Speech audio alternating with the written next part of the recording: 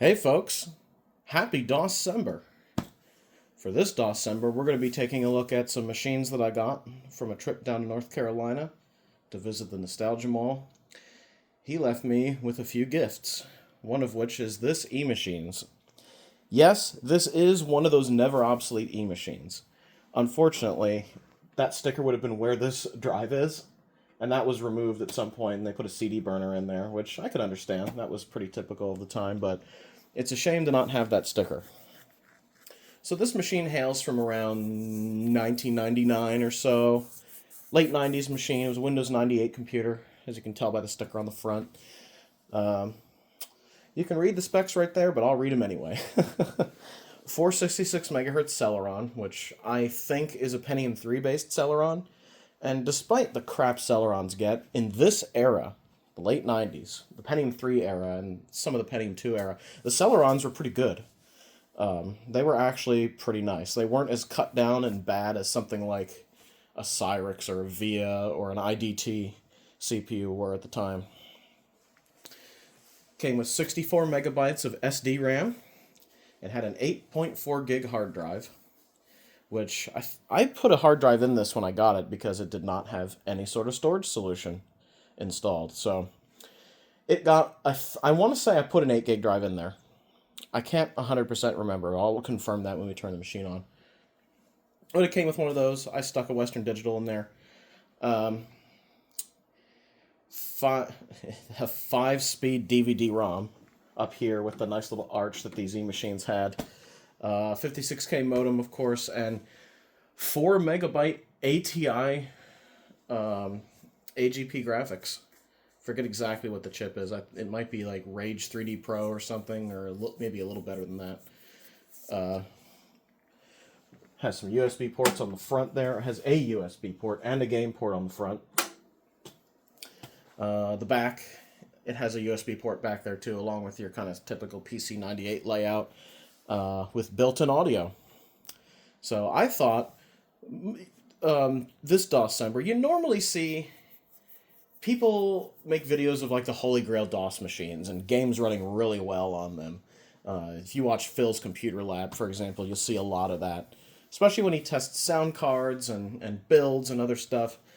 This machine is right now the late 90s. This eTower 466 ID. This is something that could very well have been the family PC. You know, you'd have this in the living room or the den or something, and this would just be the family PC. Everyone has their own user or something. You know, your kids play games on it and like look up stuff on Encarta or even the internet to do their homework, or you know, go on AOL, go in the chat rooms, go to the games section. You know, definitely in my case back then, it would have been go on, download music, move it onto a zip drive, put it onto a zip drive, and move it up to the other computer. But this realistically could have been any PC from the late 90s, and I kind of wanted to show that scenario. This is like a cheap PC you'd probably buy at Circuit City or Walmart or Sears or something, and bring home for the Christmas of 98 or 99, and end up with a pretty decent, actually, Windows 98 machine. So without further ado, I'd like to demonstrate this machine. And it's gonna have a focus on DOS compatibility and kind of where a machine like this would sit in that sphere. Is that the right word for it? In that space? Something like that. Anyhow, turn our attention to the monitor and we shall get started. Alright, one thing that's going to happen, I'm going to turn the Variac on to apply power to the machine. The power supply in this machine makes some very awful noises. I don't know if you'll be able to hear this, but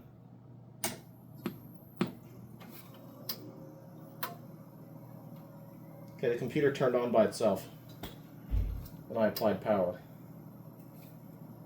There you go.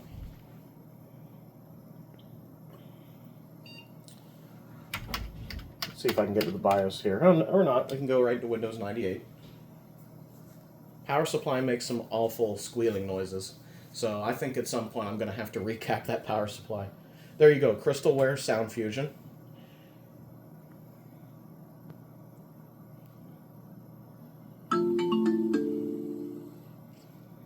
you go.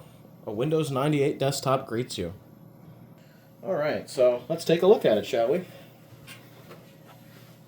So first of all, I'd like to just have an overview of what this machine is. So let's start with this. 96 megs of RAM, so this thing's been upgraded from its original 64 at some point or another. Windows 98 Second Edition. This installation, by the way, is off the Restore CD. So this one came with Second Edition, which is good.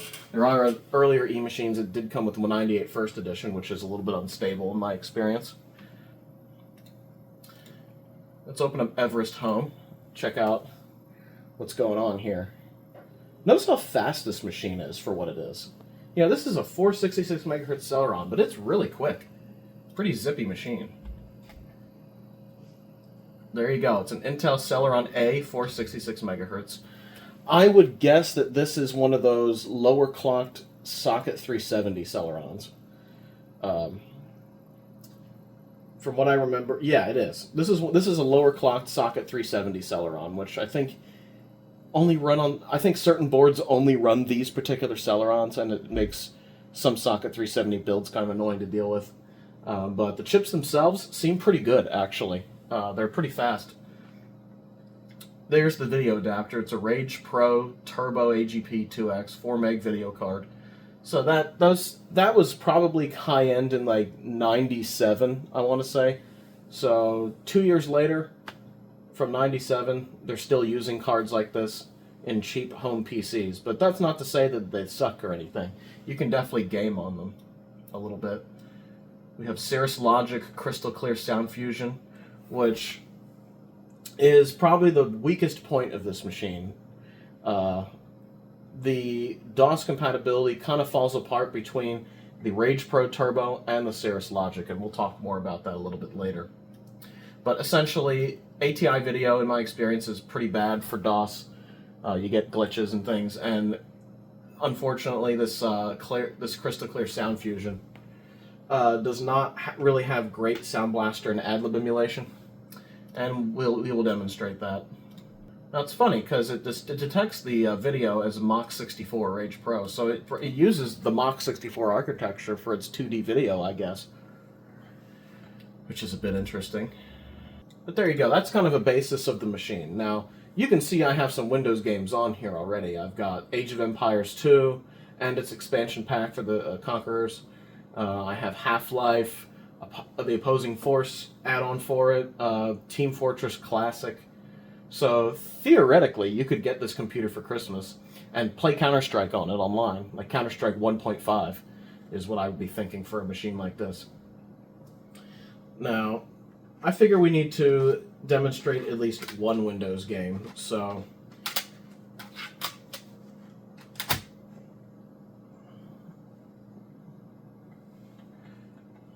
now, a game like Half-Life will run pretty well on a machine like this, and we'll demonstrate that just to, you know, prove that of the era. We're talking 1999. You'd be playing Half-Life, Counter-Strike, maybe a year or two later, StarCraft, the Age of Empires series.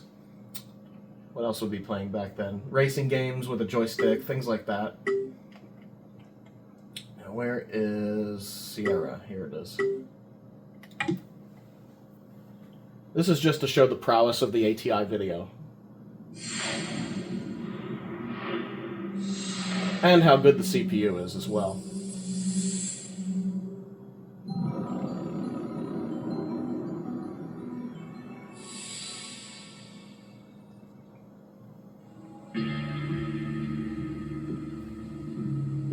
The old Valve logo.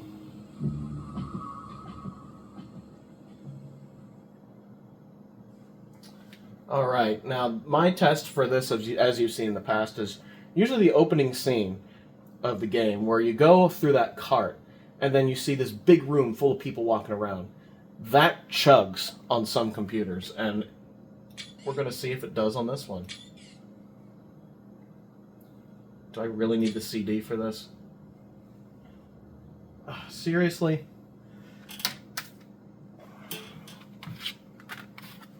Fine, I'll give you the CD.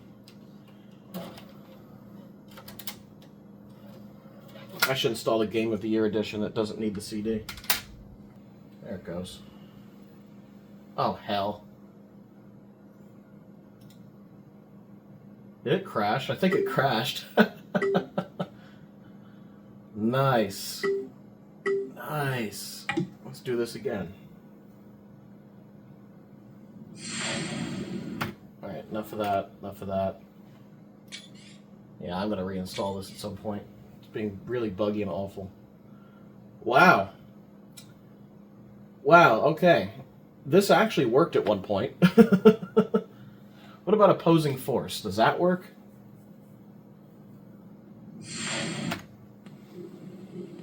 Because opposing force patched Half-Life that was already installed, and it looks like it broke it. Let's do boot camp, see if it works. Wow! Half-Life is broken. That's a good first impression. Alright, well, I gotta fix Half-Life. So, I guess our demonstration will be Age of Empires 2. But I guess since Half-Life doesn't work, I'll spoil it for you. So when you play Half-Life on here and you get to the point where you can see everyone walking around from the rail there, it's smooth. It's buttery smooth. This GPU handles that very well at the end of it all. But something like this is no problem for it. So this is the era of game I would expect to play on a computer like this. Age of Empires 2, a bunch of RTS games, Warcraft 2, maybe some 3D adventure games like Toy Story 2 or something like that.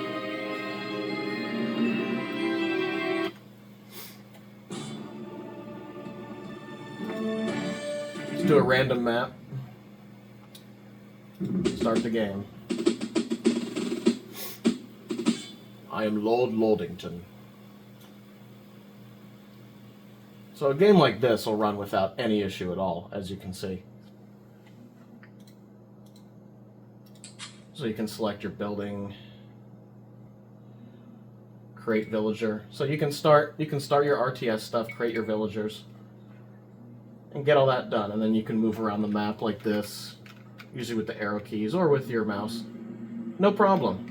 No problem at all to play a game like this on here. And the CPU should be able to... CPU dependency is more of a thing with games like this. The bird's moving smoothly. And there you go. A game like this is no problem. No problem at all. So if you're a huge RTS fan and it's all sort of 2D pixel artish sort of stuff like this, it'll be fine. The 3D stuff like Half-Life works pretty well. And, you know, it's generally no problem for something like that. And the other added benefit is you can play those games that were from the Windows 95 era that kind of live and die on that platform, that only run from a CD. And this is just such a game. A game that the Nostalgia Mall turned me on to, so it's only fitting to play it on a machine that he gave me. It's a game called Firefight. And it's sort of it's a space shooter, but with like an odd point of view. Electronic Arts, Epic Mega Games, Chaos Works, Firefight. I'm not sure I want to call it isometric, but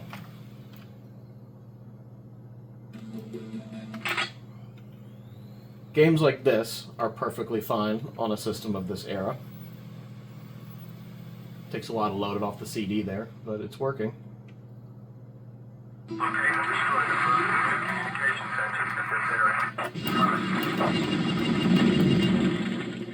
This game is really good. I really like this game. It's kind of a space shooter. It's a space shooter game where you destroy bases. Basically, you just shoot everything until it's destroyed, and then you beat the level. Uh-oh. You know, I said this worked perfectly. And then it froze. Yeah.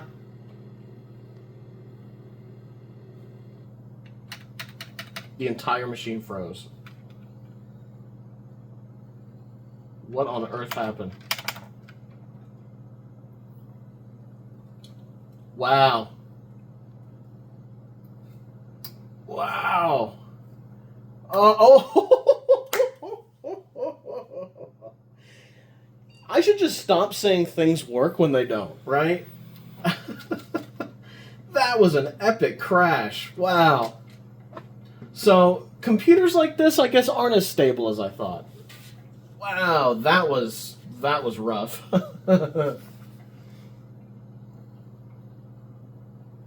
That was really rough. We'll try it again and see if I can play the game some more. Oh, that was rough. That was really rough.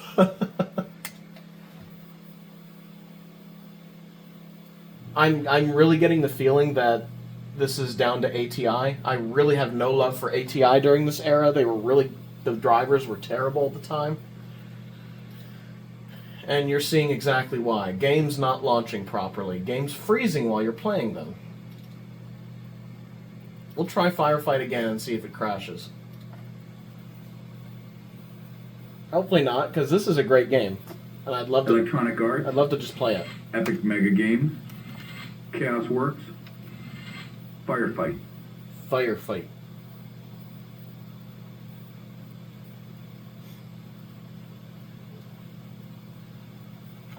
Alright, we're going to play the game or what? Alright, we'll try this again and see if it crashes again.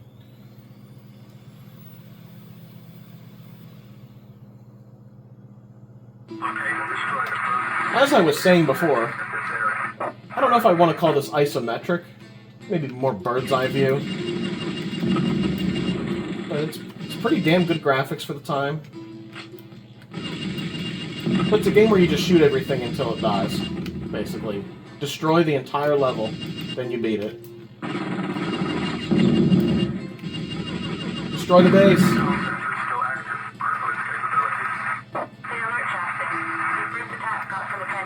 This seems a little better. Plasma gun. Plasma gun, yay. But there you go. A game like this will run great.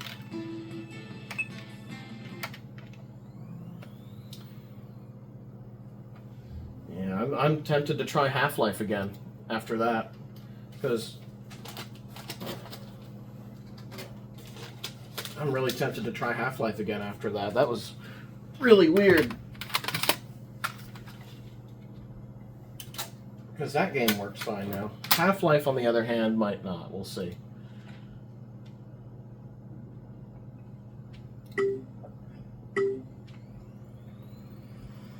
We'll try Half-Life again.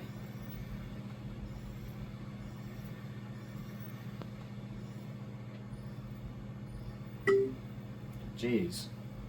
I'd like to play Half-Life. Thank you very much.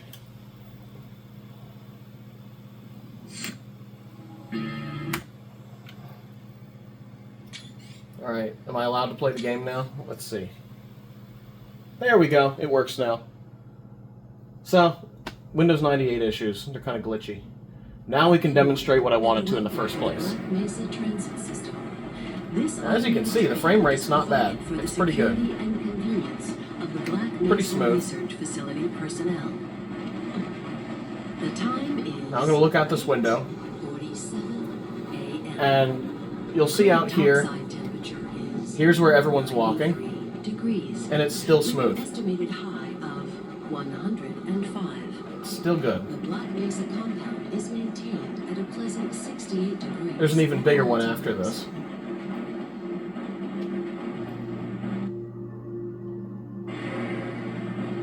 This train is inbound from level 3 dormitories to Sector C test labs. There we go. Here's some more stuff. If your intended destination is a high security... It's all fine. It's smooth. You could play Half-Life on this computer, no problem.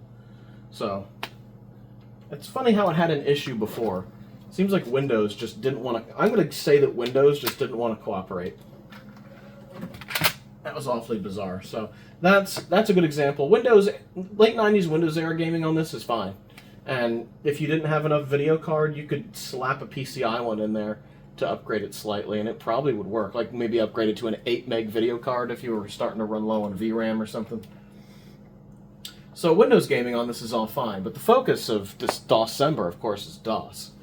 Now, this computer is where DOS gets a little weird. So there's no add-in sound card here. It's all built-in video and audio, and that's how you get it from, you know, Circuit City or whatever. And if you wanted to play some DOS games on here, well, you do have some options. But the main thing is the drivers don't really work in DOS mode. And that's a big problem for some games. Certain games will not run in a DOS prompt in Windows, on Windows 98 or 95, and that's where you're going to run into trouble. But a lot of other games do work. So let's go to my games folder here, and we'll demonstrate a few. So they're the games that the 8-bit guy made, for example, like Planet X3. And let's select AdLib. And the AdLib emulation and the Sound Blaster emulation will work in Windows. It will not work in DOS mode. That's just the way the drivers are.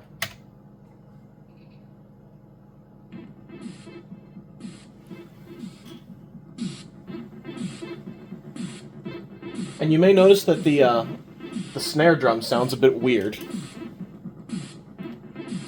But it's a pretty high sampling rate. So while the quality of the emulation isn't amazing, the sampling rate is. On other machines, such as the Leo, that little Leo that I made a video of, you got very low sampling rate, but high quality emulation. This, you have low quality emulation at a high sampling rate. So it's like the opposite there. It's so shrill. Ugh. But you can play the game with audio and it all works. It's no problem. It all looks fine too. ATI doesn't complain about it. That's a nice thing about David's games. They're all very compatible. Have a nice DOS. Of course, his other one is Petsky Robots.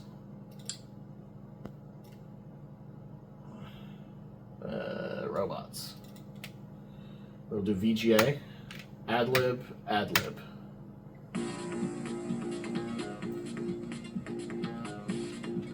The music really doesn't sound right.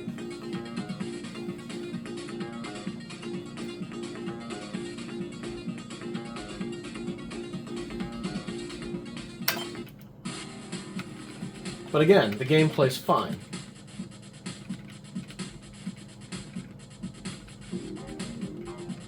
It just sounds a bit odd.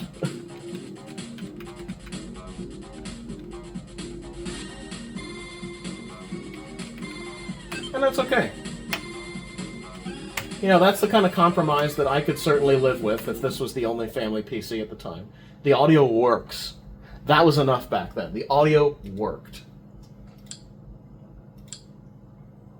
And of course, there are early games like Commander Keen 4. Games like this are going to work, but they're going to sound odd. But they're going to have video problems because of the ATI video.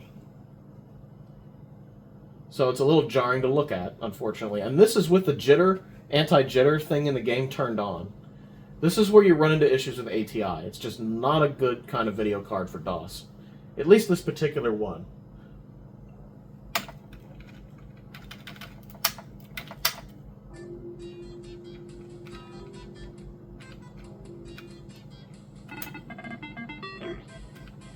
This game sounds pretty good.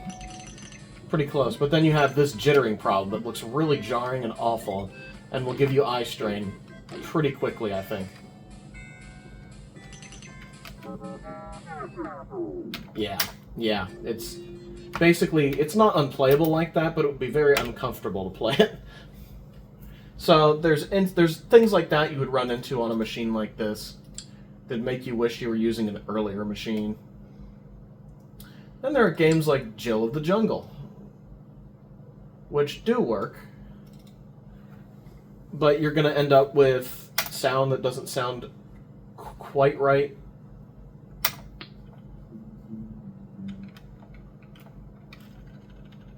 The noisemaker works.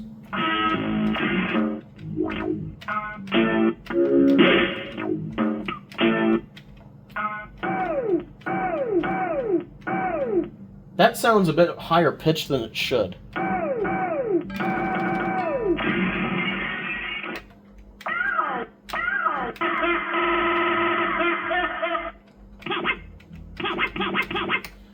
So that all works. You play the game. Look at me. The Sound Blaster sound effects seem to work. How do I jump? I don't want to save the game.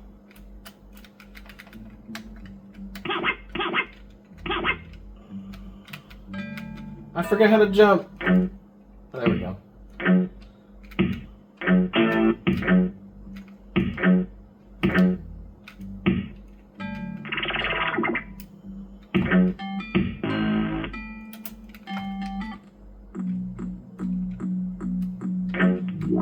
So early DOS games like this will work pretty well, actually.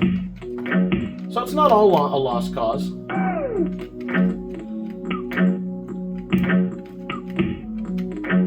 Get attacked by the weird. Give me some apples. Thanks. Thanks for interrupting a jump to tell me how to get help. But there you go. A game like that will work fine. So earlier DOS games are alright. So the family PC is proving to be a bit of a mixed bag so far. A lot of DOS games seem to work. The Windows games seemed a little temperamental for whatever reason. I think we just managed to catch a glitch there. But here's one that I need to demonstrate. We need to make sure Doom 2 works, because that's my favorite DOS game.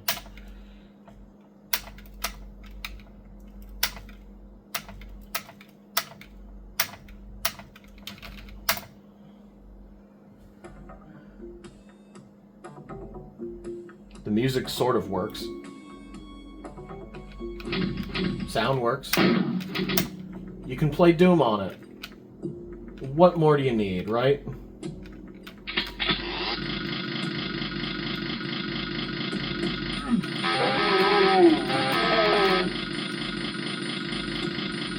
And it looks good. The music does not sound right. I will say that. Get chainsawed.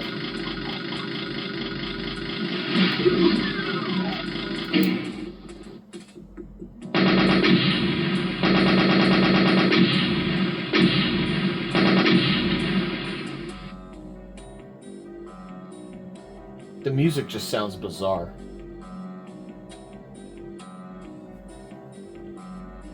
So that's the only drawbacks with Doom. The music sounds a bit weird.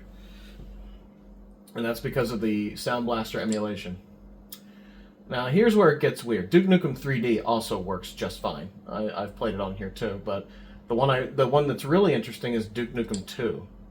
The beginning of this is of course used as a DOS sound test quite often by a lot of people, including myself. And wait till you hear how this sounds.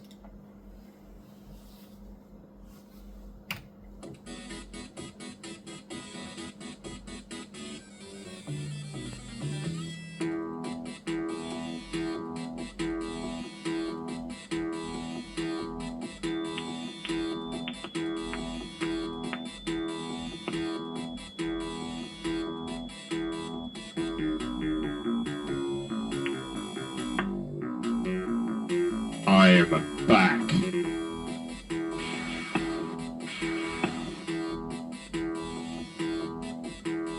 How weird is that?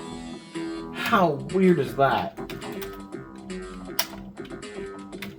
Doesn't get any better.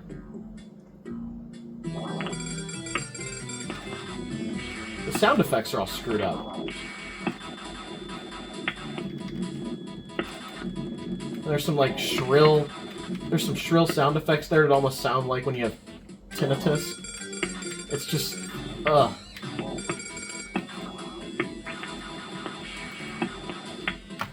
This is a game that suffers pretty badly from the Sound Blaster emulation not being so good.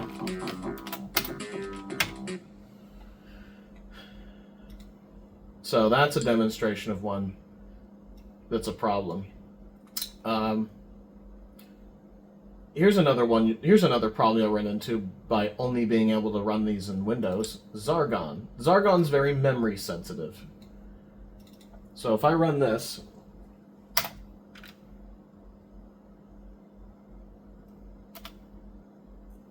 it's going to complain about memory.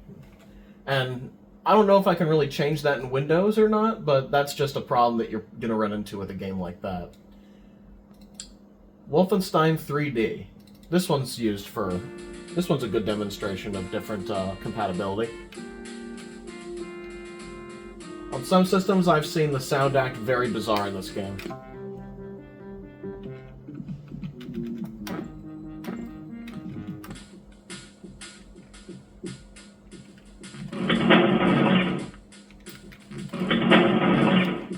The sound effects seem alright.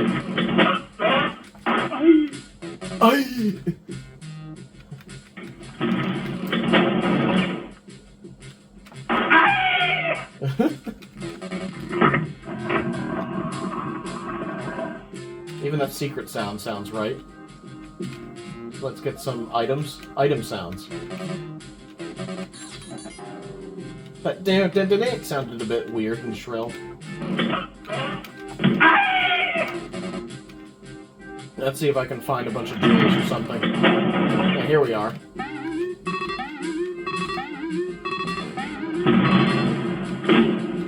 That actually sounded okay.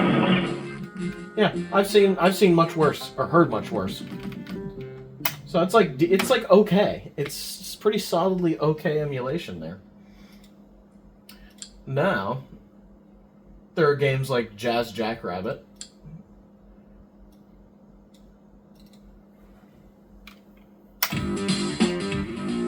Now this is mod files, and mod files are fine.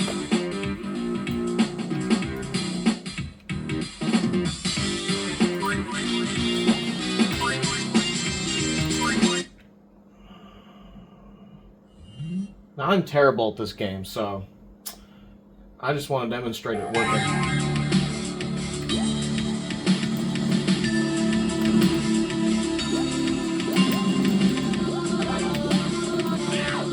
Get up here. I like the Oreo cookies.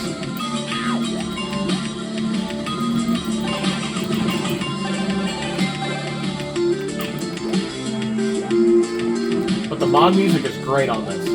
Has a little bit of crackling in it, but otherwise sounds pretty good.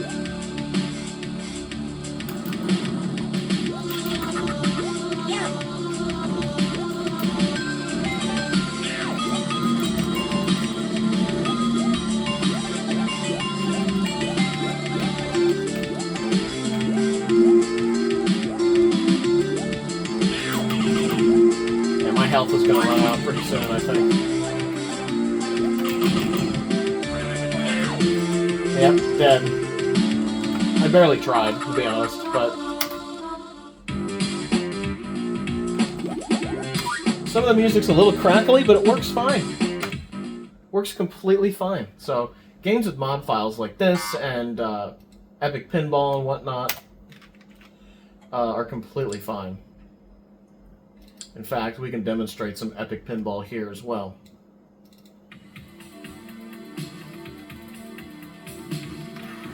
How fast that is. Do crash and burn. There's that Pentium 3 IPC really showing its hand there.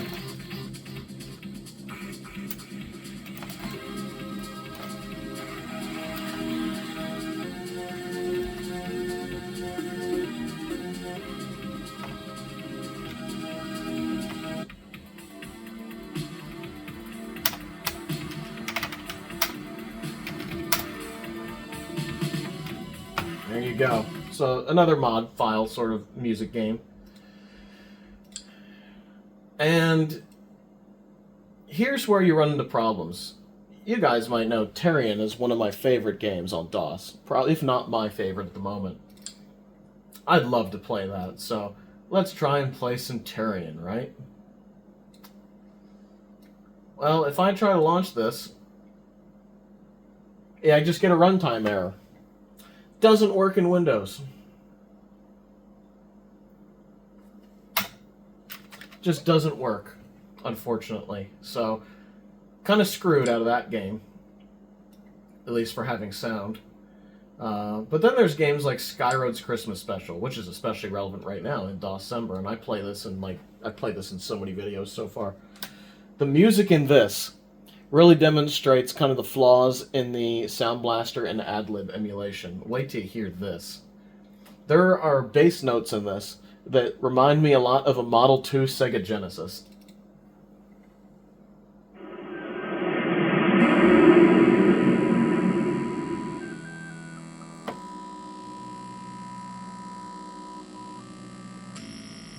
There's your Model 2 Sega Genesis sound.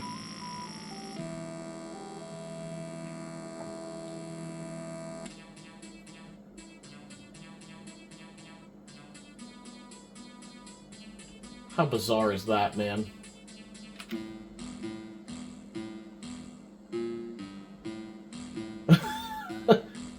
I forgot how farty that synth was.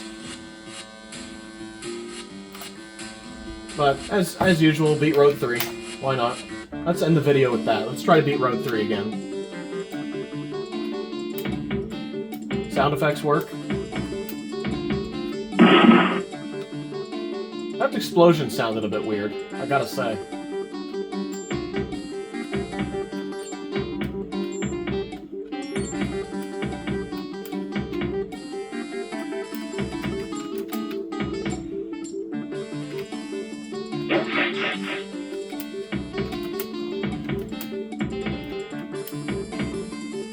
There you go. I did it in 2 tries. I'm getting better. I'm getting better.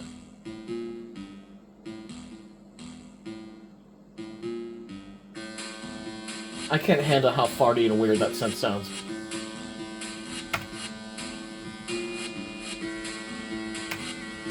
Now, just to demonstrate what happens when you go into DOS mode, we'll do just that. So, let's go into DOS mode.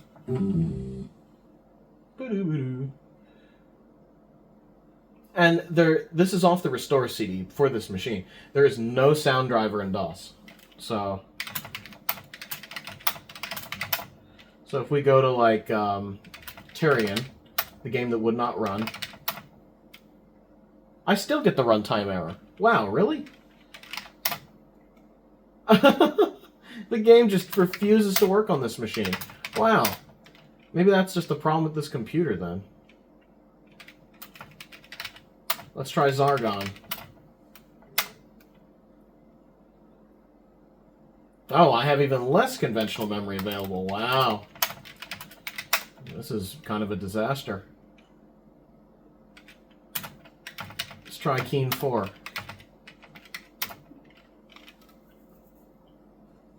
I get PC speaker.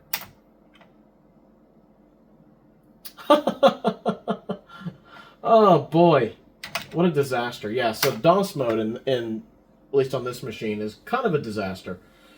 There might be a way... I'm sure you could fix the memory issues. But it seems to me that the installation, the hardware, everything is kind of designed to run under Windows. And DOS is really a huge afterthought, maybe as a compatibility layer for certain software. Now, earlier I did mention the incompatibility with ATI, and you've seen a little bit of that. But there's one game that I test where it spectacularly fails every time on ATI, and that's a game called Blood. It's a build engine horror game. And let's just show it to you. I'll show you what happens.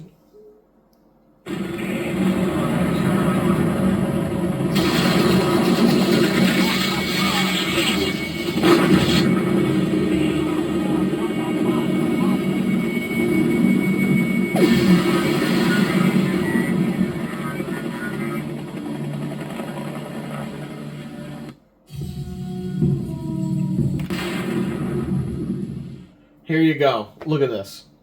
That's supposed to be a menu. I live again. That's supposed to be a menu, but it looks more like the Brady Bunch.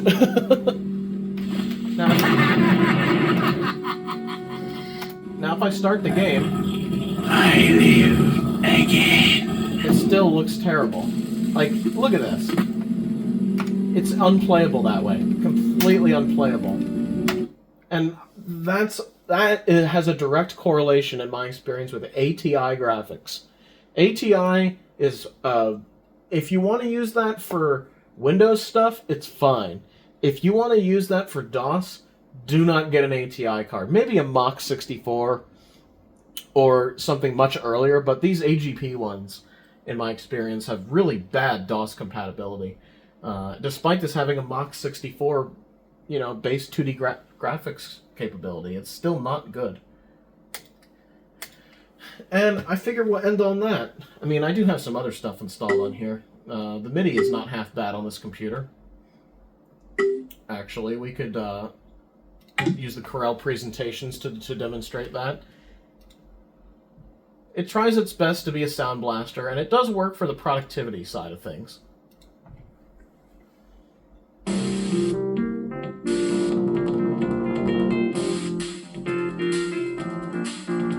The percussion still sounds off.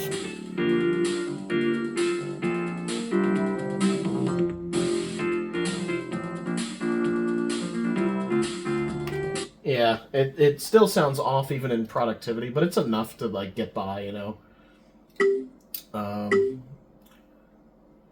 can still be productive on a computer like this. Paperclip and all with Microsoft Word. So it was still useful as a family PC, but as it started to get to the late 90s, things just weren't looking so rosy for DOS anymore. And this machine is a really good example of why. You've got the problems with the later ATI graphics in DOS, combined with kind of an anemic built-in sound card DOS-wise, just because of the emulation and the drivers. The good news is the audio you could fix pretty easily if you found a PCI sound card that had good DOS compatibility. Something like a, I don't know, certain newer Sound Blaster cards. I think the Audigy and the Audigy 2 had some compatibility layer in a certain driver that worked pretty well. There are a few out there. There are a few. Phil's Computer Lab made a few videos about those cards that do work, and that's what I'd put in a machine like this. But the ATI graphics really, really hold it back quite a lot. So you'd be putting 2 cards in this machine. And at that point, in the modern vintage computing era, I just say use a different machine. Just find a machine that's a better base to start with. This is fine. If it's all you have, you can get by. You can make it work. But I have better machines than this. The Packard Bell below it does a better job at DOS, as you've seen in the previous video. So this is an example of what I think a lot of people my age who grew up in the 90s and started using computers in the mid to late 90s had to deal with, especially in the late 90s when you were old enough to really start playing games more. This is the kind of thing you'd have to deal with on a computer like this. But it didn't stop all the edutainment software working. It didn't stop a lot of Windows era games working. So you could still have a lot of fun on a machine like this. But for DOS, it was a mixed bag. So you might have only had a few games that you liked that you chose to play on a machine like this. But having said that, this is a good example of what a lot of us had to deal with, and I thought that would be kind of a neat little footnote in history to get on video. Not an unusual situation to be in with a machine like this. And these eMachines were everywhere back then. A lot of people had them. eMachines, Dell, Compaq, they were all over the place. So I had a Dell in this particular era. In our house, we had a Dell with a Pentium 2 400 in it. So it was a similar speed to this machine, actually. This one's a little faster than that. And it probably has a Pentium 3 core instead of a Pentium 2, but it was pretty close. And that machine played Windows games like Age of Empires. What else could it do? It could get on the internet, which was definitely done with it, and a few other things. So, yeah, there you have it. I hope you all enjoyed this video. If you'd like to reach me on social media, those links are down below. And if you'd like to join our Discord chat, that link is down below as well. Have a good one, everybody. Ciao, and happy DOScember.